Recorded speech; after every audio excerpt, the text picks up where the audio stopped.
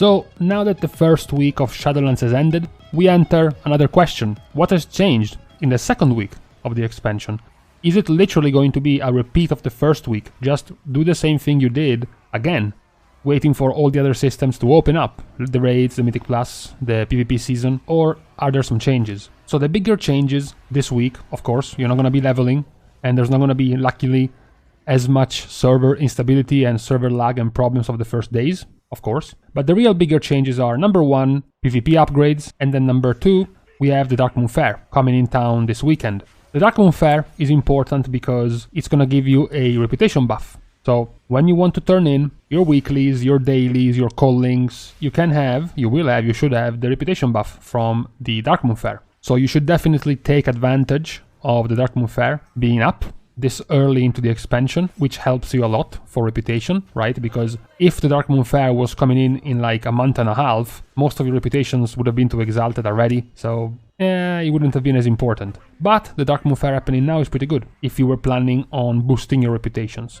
Now the second point, of course, is your PvP upgrades. In my original what to do guide of Shadowlands in the first week, I listed doing some PvP for Honor, because at the early stages of this expansion you would have been able to buy PvP gear, not the rated one, as we don't even have a season yet, just the blue gear, upgrade it, basically like an heroic piece, and then wait for the second week where you can get enough Renown to upgrade it to item level 184, which is the equivalent of Mythic 0. Why is this important? Why is this good? It's good because even though you did all your Mythic Zeros, most definitely you haven't gotten every single piece of gear at 184 item level. It is in fact very likely that you still have some shitty low item level pieces that you haven't been able to change simply because nothing ever dropped. So having a backup of Honor allows you to say, okay, I ran my Mythic Zeros, I got whatever 184 gear I could, the pieces I couldn't fill, I'm just gonna go to the vendor and buy a 184 item level piece from the PvP vendor. As I mentioned, this would have been particularly useful for things like trinkets, for things like weapons, since they are pretty important for your character, for your gear, in terms of power. So those two are some pretty important changes.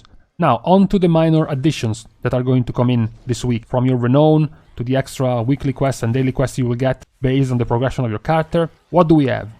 As far as Renown, I would have said nothing changes, but then again, Blizzard removed from us the Return Lost Souls quest from the first week. If you remember, a few days ago, I made a video about it. This time, though, it's gonna be there. This time, you will be getting the Replenish the Reservoir for 1000 anima and Return Lost Souls for your Redeemed Souls.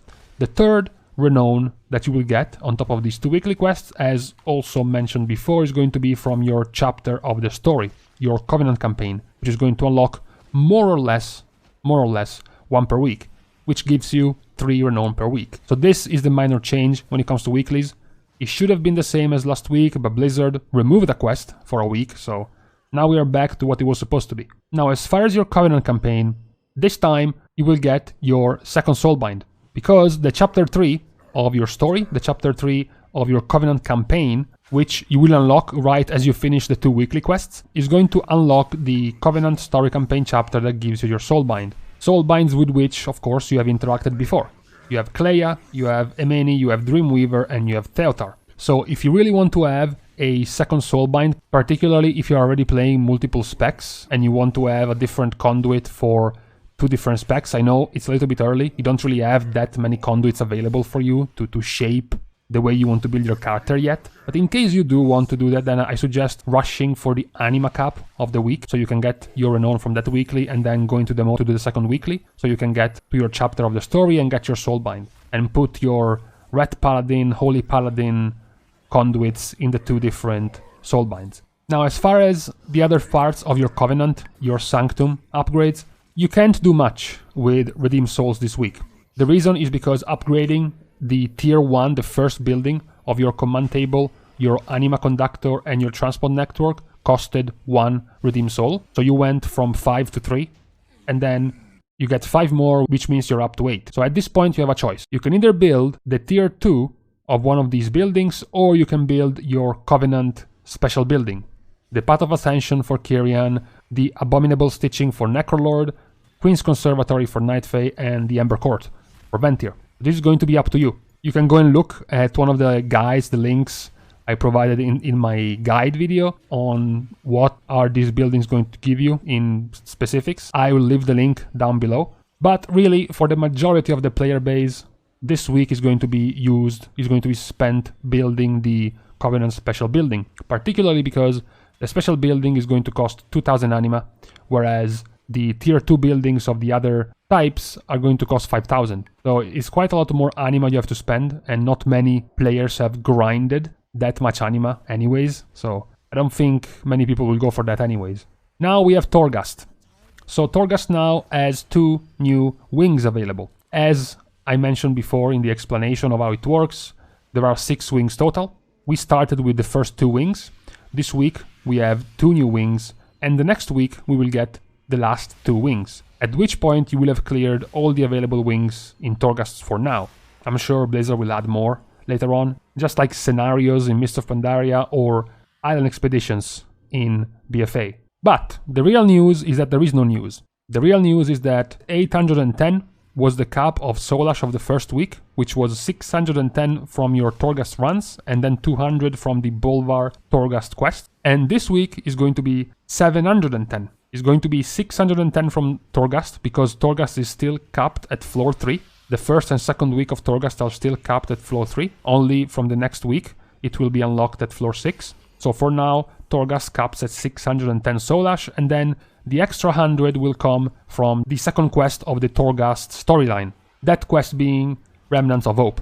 Again, super easy, nothing difficult. You will get this basically by default just by doing Torghast. So very, very simple. Then we have another minor change coming in, the Mo. I don't know at this point how many people are still religiously clearing the Mo every day. So the new thing is that if you have been diligent, 1 or 2 days before the reset, you will have unlocked tentative rank with Venari. You will have unlocked the new quest, the Rule 5 quest, which is going to allow you to get into Perdition Hold. Perdition Hold is sort of like a noob trap, because there are a couple of rares in there, and there is the Dominion's Calling item summoning, Exos, in there, which is very good for you, for your farm. It's gonna speed up your time you have to be in there. I'm saying it's a noob trap because it's full of pretty nasty elites. Pug groups that think they can pull everything and just steamroll are gonna die very quickly. And also, a little tip, guys, when you go in there, just be AFK and let 10 people tag an elite so it becomes great for you and you don't get participation for that guy, because it's gonna give you a bunch of Eye of the Jailer attention and it doesn't give you reputation, and it gives you very little Stygia. It's not a rare, it's not an event, they're just elites that give very high Eye of the Jailer attention for nothing. So just pretend you're AFK and don't even touch them. Just go in for the rares only and then leave. But even for the slower guys, even for the slower of you who are still not tentative, this week should be the week you're able to get to tentative. Especially because the weekly quests from Venari are back up again. 850 reputation each. So even if you weren't to tentative, you get a 1.6k, 1.7k guaranteed rep just from the weeklies. Not to mention, by the way, you can still delay these weeklies to wait for the Darkmoon Faire to get even extra reputation. There's a tip. And then the other thing that remained pretty much the same is Mythic Dungeons. Nothing new in Mythic Dungeons, you still want to run them, all 8 of them to get your gear. Similar to my last video, similar to a few other videos I mentioned this, armor stacking. Just make groups of your same armor type. Especially now on the second round of Mythic Zero. Think about it, you have run 8 Mythic Zeros. Maybe you have gotten 5 pieces, 6, 7, 8 pieces. There are thousands of other people in your same situation, except you didn't get any rings, and another guy got both trinkets but no rings. Maybe you have the chest and the shoulders, and that guy has the helmet and the pants. So it is only beneficial for you to make groups with armor stacking, leather, mail, cloth, and plate. No, you can't tank as cloth or mail. Maybe you can try, if you are Chad, to go double hunter, pet tanking or something, but just try to stack your same armor so you can get the highest possible chance of being able to trade loot and essentially benefit everyone in the group. Now, as you get Renown this week, you will go from 3, that you are now, to 6. So what's gonna happen with Renown? So I mentioned, as soon as you do your first 2 weekly quests, you're gonna get the Renown 5, which is going to be your Soulbind. Before that, with just 1 weekly quest, with just 1 Renown, you're also going to get your follower, your adventurer, your mission table guy, okay? So your followers are going to be Secutor Mivix for Necrolord, Guardian Kota for Night Fae, Rahel for Ventir, and for Kyrian you're going to get the choice. If you haven't done this, there is going to be a chain quest for you in Bastion where you get to choose in essentially a challenge between Pelodis and Nemea. Or Nemea. Essentially, during that quest chain, you're going to have to side with one of these two, and whoever you chose there is going to become your adventurer in your missions. So that's going to be your Renown rank 4. Renown rank 5 is your Soulbind.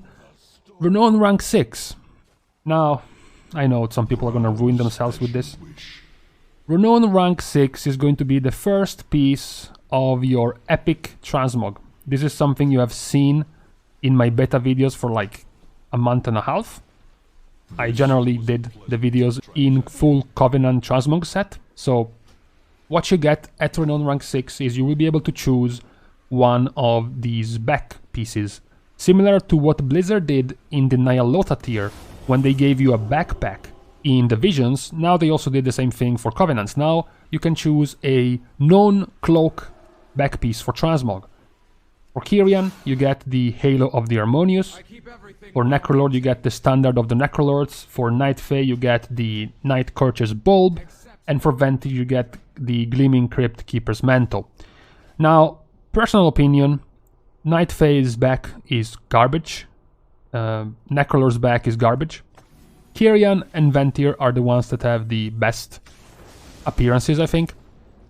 It's also worth mentioning that this is supposed to be the earlier rewards. You have a second type of back you will be able to unlock later on.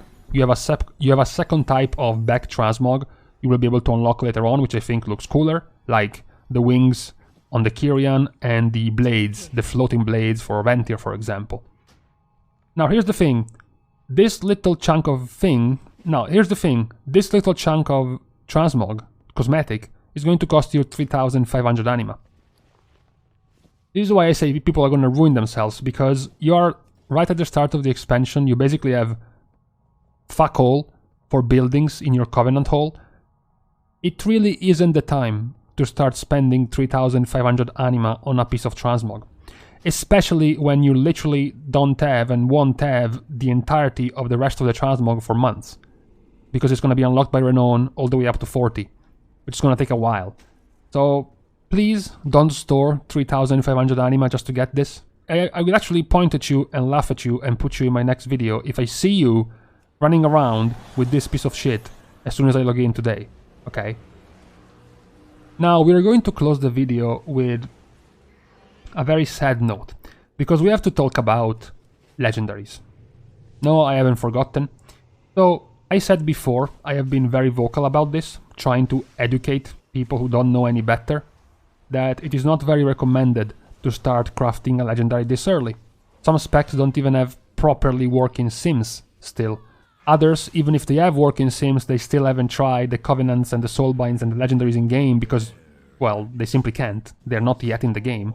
So, yes, technically speaking, as soon as you log in, or if you are from the US, as soon as you logged in a few hours ago, you could have went into Torghast, cleared the 2 floors at level 3 and gotten enough soul ash to craft yourself a legendary. Now, my suggestion is to just wait.